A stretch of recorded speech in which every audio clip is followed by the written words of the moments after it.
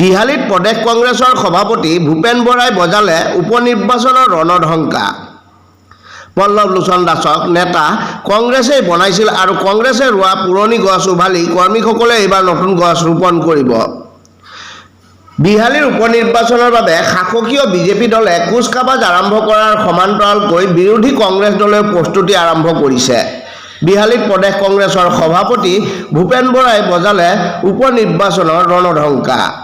বিহালীত কৰ্মী সভা পাতি প্ৰাৰ্থিত্ব কেন্দ্ৰিক সংঘাত দূৰ কৰিবলৈ চেষ্টা ভূপেন বৰাৰ ঘোষণা প্ৰাৰ্থিত্ব প্ৰদানৰ বাবে জ্যেষ্ঠ কংগ্ৰেছ নেতাৰ টীম প্ৰেৰণ কৰিব বিহালীলৈ আৰু প্ৰতিজন কংগ্ৰেছ নেতা কৰ্মীয়ে জনাব পাৰিব মনৰ কথা। বিহালীৰ উপনিৰ্বাচনৰ সন্মুখৰ পৰা নেতৃত্ব দিব সভাপতি ভূপেন বৰাই।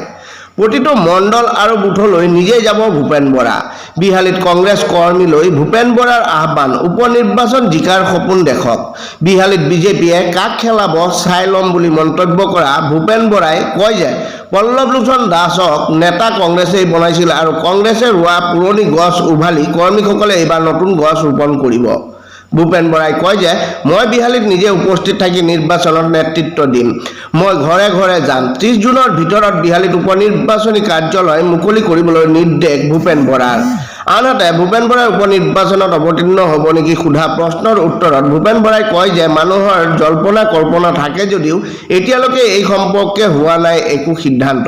ইফালে কংগ্ৰেছৰ বিসম্বাদী বিধায়ক পদ খাৰিজ নকৰি বিধানসভাৰ অধ্যক্ষ বিশ্বজিৎ দৈমাৰীয়ে ৰক্ষণাবেক্ষণ দিছে বুলি অভিযোগ আনিছে ভূপেন বৰাই।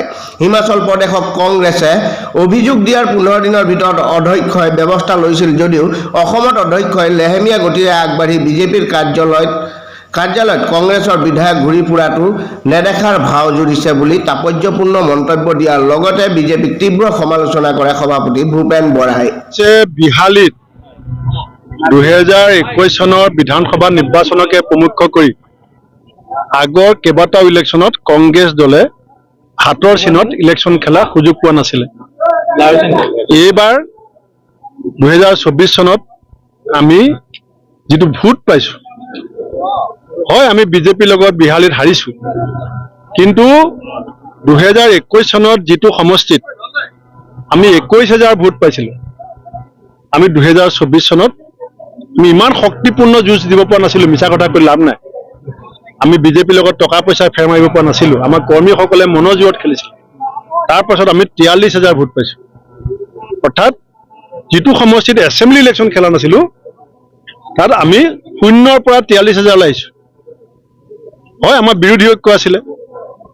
সেইকাৰণে 43,000 ভোটৰ পৰা অহা 4 মাহ 3 মাহৰ ভিতৰত কেনেকে আমি বিহালী উপনিৰ্বাচন জিকিম, তাৰ কাৰণে আজি প্ৰথমবাৰৰ কাৰণে দলৰ আমাৰ যিসকল বিষয়ববী, ইয়াত কোনো ৰাইজক মতা নাই, কোনো কৰ্মীসকলক মতা নাই, অকল আমাৰ যিসকল বিভিন্ন পদবীত থকা মণ্ডল, ব্লক, বুথ, মহিলা, যুৱক, NSY সেৱা দলৰ যিসকল কৰ্মকৰ্তা বুলি আমি কওঁ, আমাৰ সেই কৰ্মকৰ্তাসকল আমি মাতিছিলোঁ আৰু তেখেতসকলৰ সৈতে আমি কিছু আলোচনা কৰিছোঁ।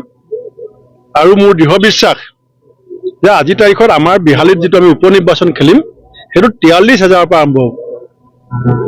43,000 ৰাইজৰ আশীৰ্বাদ লগত লৈ শিৰত লৈ আমি উপনিৰ্বাচন খেলাৰ এটা পৰিকল্পনা কৰিবৰ কাৰণে বিহালীৰ স্থানীয় নেতা কৰ্মকৰ্তাসকলক আজি মই আহ্বান জনাইছোঁ। তেখেতসকলে 30 জুনৰ ভিতৰত আৰু এখন সভা দিব। সেই সভাখনত আজিৰ পৰা তেখেতসকলে নিজৰ নিজৰ পৰিকল্পনাটো ৰাইজৰ সৈতে পৰামৰ্শ লৈ আলোচনা কৰি 30 জুনৰ ভিতৰত আমাক এটা ৰিপৰ্ট দিব। ৰিপৰ্ট ল'বলৈ মই নিজে আহিম। তাত তেখেতসকলে নিজৰ কথাখিনি কোনোবাই লিখিতভাৱে ক'ব, কোনোবাই ভাষণ হিচাপে দিব। আৰু 30 জুনৰ পিছত জুলাই মাহত আমি আমাৰ যিখিনি সাংগঠনিক কাম কাজ, তৃণমূল পৰ্যায়ত যদি ক'ৰবাত ৰিচাফল প্ৰয়োজন আছে, কাৰোবাক প্ৰমোশ্যন প্ৰয়োজন আছে, কাৰোবাক নতুন মানুহ দায়িত্ব দিয়াৰ প্ৰয়োজন আছে, আমি 30 জুনৰ পাছত সেই সভাখন হৈ যোৱাৰ পিছত আমি এই কামখিনি কৰিম। আৰু মই খুব সুখী যে আমাৰ বিহালী যিসকল দলৰ পুৰণা কৰ্মকৰ্তা আছে, তেখেতসকলে দলটোক অকলে যুঁজি পেলাই এই পৰ্যায়লৈকে আনিছে। ময়ো একো সহায় কৰিব পৰা নাই। APCC ফালৰ পৰা আমি একো সহায় কৰিব নোৱাৰিলোঁ। আমি ডাঙৰ মিটিঙো পাতিব নোৱাৰিলোঁ। আমাৰ সহায় অবিহনে 43,000। সেইকাৰণে আমি কৈছোঁ আমি এইবাৰ সম্পূৰ্ণ লগত থাকিম। বিজেপিয়ে অসন্তোষ কৰিব নেকি? আমাৰ যিসকলে প্ৰাৰ্থী বিচাৰিছে সেইসকল আমাৰ দলৰ নিষ্ঠাবান নেতা কৰ্মী। তেওঁলোকে প্ৰাৰ্থিত্ব বিচৰাটো মই ভাবোঁ আমাৰ দলৰ কাৰণে এটা গৌৰৱৰ কথা। সেইকাৰণে আজি এনেকুৱা হৈ থকা নাই বিহালী যে আমি লিডিঙত আছোঁ, কিন্তু যিসকলে বিচাৰিছে মই তেওঁলোকক সেনাপতি বুলি ক'ম, কাৰণ যোনে যুঁজিব পৰা মনত সাহস আছে সিয়ে বিচাৰিব। গতিকে যিটো সমষ্টিত আমি লিডিঙত থকা নাই তাত যেতিয়া প্ৰাৰ্থীসকল আগবাঢ়ি আহিছে তেওঁলোক মোৰ দলৰ কাৰণে সম্পদ, আৰু যি মোৰ দলৰ সম্পদ সি দলৰ অনিষ্ট কৰিব নেকি? যি বেয়া সময়ত দলটোক সন্মুখৰ পৰা যুঁজিবৰ কাৰণে সাহস গোটাই পেলাই সন্মুখলৈ আহি ক'ব যে মই যুঁজিম, মোৰ কাণত দিয়ক যুঁজৰ দায়িত্ব, তেওঁ কেনেকৈ মোৰ দলটো ক্ষতি কৰিব? আচলতে সমষ্টিত হ'ব উপনিৰ্বাচন। বিহালীত শুনা গৈছে সামগ্ৰীটো শুনা গৈছে যে আপুনি প্ৰতিদ্বন্দ্বিতা কৰিব। মোৰ টিমত প্লেয়াৰো থাকে, টিমৰ মেনেজাৰো থাকে।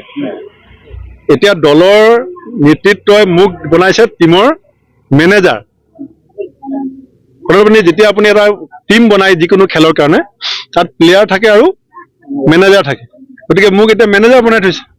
কিন্তু মোৰ কাম হৈছে প্লেয়াৰক ফিল্ডত নমোৱা, ফিল্ডখন ঠিক আছেনে নাই সেইটো চাই দিয়া, ফিল্ডখনৰ পিচটো কেনেকুৱা হৈ আছে সেইটো চোৱা।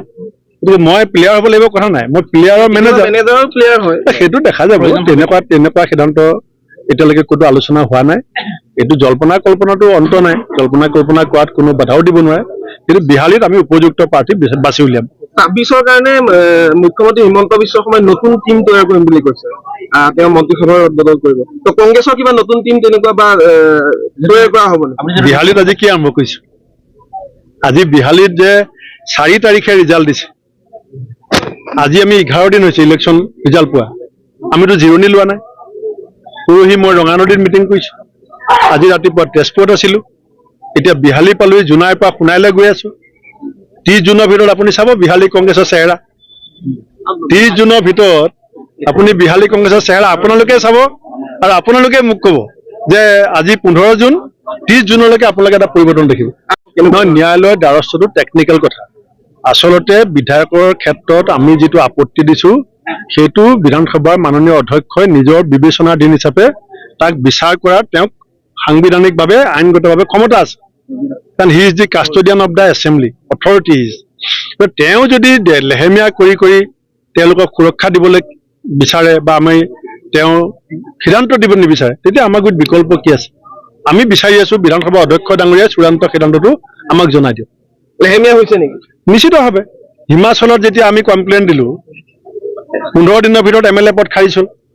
ইয়াত আমি কমপ্লেইন দিয়া মাহৰ পাছত মাহ বাগৰি গৈ আছে, চবেই দেখি আছে বিজেপিৰ পিছত কংগ্ৰেছৰ MLA বিলাক ঘূৰি আছে, বিজেপি লিডাৰ কেণ্ডিডেটৰ পিছে ঘূৰি আছে। ইমান অনিয়ম, ইমান উচ্ছৃংখলিত, এইটোতো কংগ্ৰেছ দলৰ কাৰণে নহয়, অসমৰ ৰাজনীতিৰ কাৰণেও বেয়া কথা। অধ্যক্ষ পক্ষ লৈছে, সেইটো আপোনালোকে নিজে বিচাৰ কৰক। বিধানসভাৰ অধ্যক্ষগৰাকীয়ে এই দৃশ্যটো নেদেখা ভাৰতে যদি থাকে, অধ্যক্ষ পদৰ গৰিমাটো নষ্ট হৈছে নে নাই? কিন্তু মই আশা কৰিম যে বিশ্বজিৎ দৈমাৰী ডাঙৰীয়া অসমৰ এজন জ্যেষ্ঠ ৰাজনীতিক হিচাপে অসমৰ ৰাজনীতিত মূল্যবোধ প্ৰতিষ্ঠা কৰাৰ তেখেতৰ এটা দায়িত্ব আছে। নীতি আৰু মূল্যবোধৰ ৰাজনীতি বাটটো বেয়া হৈছে, সেইটো ভাল কৰাৰ দায়িত্ব বিধানসভাৰ অধ্যক্ষগৰাকী আছে, আৰু সেই কামটো তেখেতে কৰিব।